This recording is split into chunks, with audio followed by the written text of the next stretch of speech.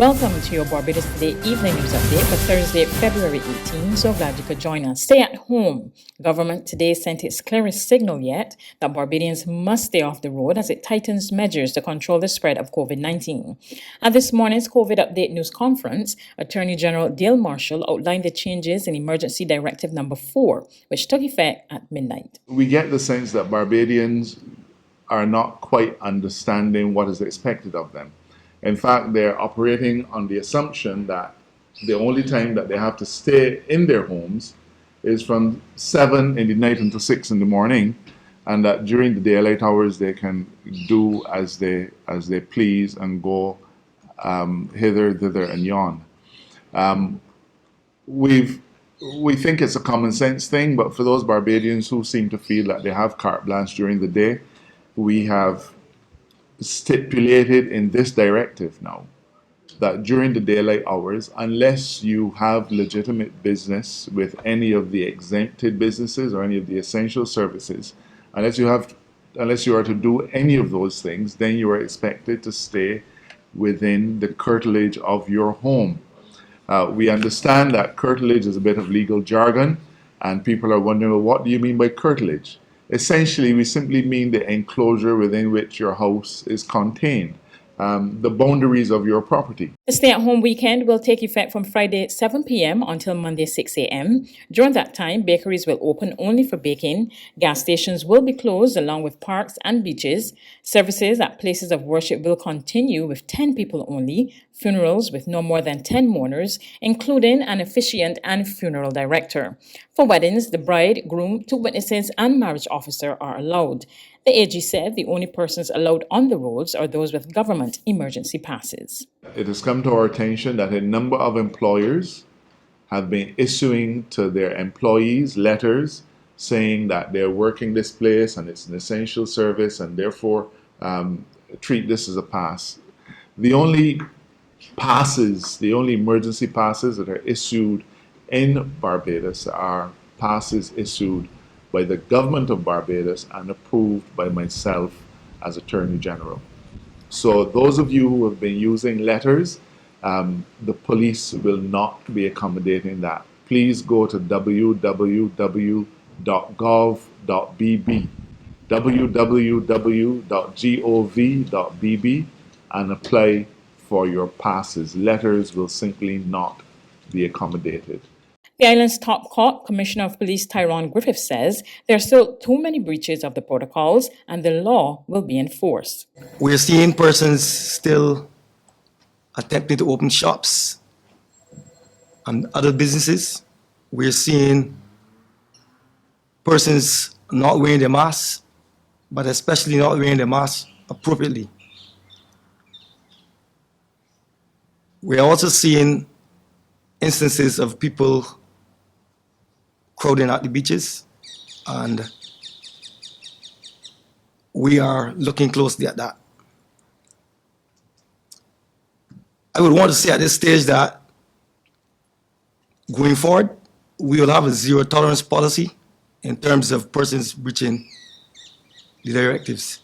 Meanwhile, the Queen Elizabeth Hospital says it continues to ramp up its response to COVID-19. Dr. Cheney Williams told today's press conference the hospital has seen more patients testing positive for the viral illness. We have had in the last week at least 10 persons who have been diagnosed as positive for COVID in the emergency department and they presented with respiratory complaints or non-respiratory complaints and have made the diagnosis and had to be they had to be transferred on the confirmation of the COVID diagnosis and stabilization of their presenting complaint to one of the isolation facilities. She also strongly advised Barbadians to seek early medical attention if they are experiencing symptoms associated with COVID-19. We're asking persons who have obvious contact history with someone who was in isolation facility or has a high suspicion of COVID or the symptoms that has been outlined, respiratory complaints, whether you think it might be sinus related, ENT complaints, or a mild flu-like symptoms. If you're having loss of taste, loss of smell, you should call the COVID hotline, 536-4500, and present your symptoms to them, and they will offer the advice. We do have polyclinics around the island who stand ready to assess persons with mild symptoms, and we're discouraging persons with mild symptoms from coming to the emergency department. The emergency department really stands ready for those with moderate to severe complaints. Those people who are so short of breath, their sentences are not made complete. If you're having chest pain, if you really are not breathing properly and your relatives don't like how you look, the emergency department stands ready to offer care and assistance for the moderate to severe complaint. Now for today's COVID-19 update, Barbados recorded 39 new positive cases of the virus on Wednesday out of the 967 tests conducted by the Besta Santos Public Health Laboratory. The cases included samples dating back to February 9. There were 54 recoveries, which brought the number of active cases to 811. The 39 new cases comprise 24 women and 15 men. 7 of them had already been at the Harrison Point Isolation Facility. The 32 other cases are Barbadians. To date, Barbados has recorded 2,647 confirmed cases and 1,807 persons have recovered. The number of deaths from COVID-19 remain at 29. The Public Health Lab has so far completed 118,636 tests. On Wednesday, 2,432 persons were vaccinated, and overall, there have been 9,115 vaccinations. There's regional and international news after this short break.